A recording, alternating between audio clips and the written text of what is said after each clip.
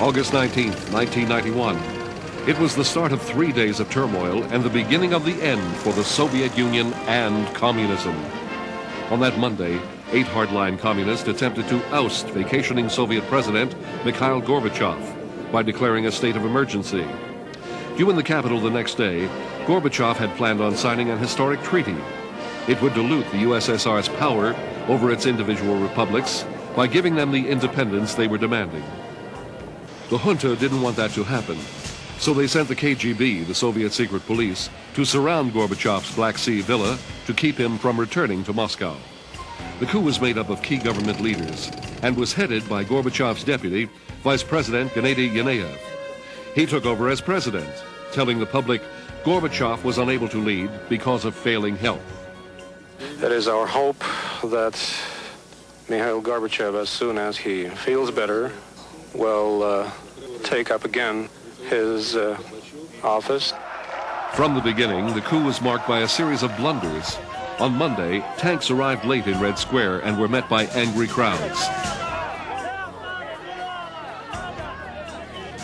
By the time the tanks reached the Russian Parliament building, supporters of newly elected Russian President Boris Yeltsin had gathered, telling tank crews to leave.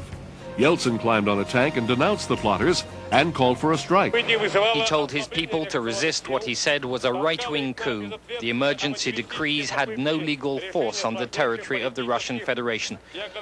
The junta also failed to capture all the local radio and television stations, leaving conspirators unable to control the airwaves and boast false claims of their takeover. By Wednesday, the coup was crumbling, and Gorbachev was reinstated as president by the Soviet Parliament. Thursday, he returned to Moscow. I congratulate our Soviet people who showed great dignity and loyalty to the man in whom they entrusted power, and not to that pitiful handful of plotters who had attractive slogans but wanted to push the country into catastrophe. Ironically, the junta that was formed to solidify the Soviet Union actually hastened its demise. During the 3 days of turmoil, 3 Baltic republics seized the opportunity to claim independence. Several other Soviet republics would soon do the same.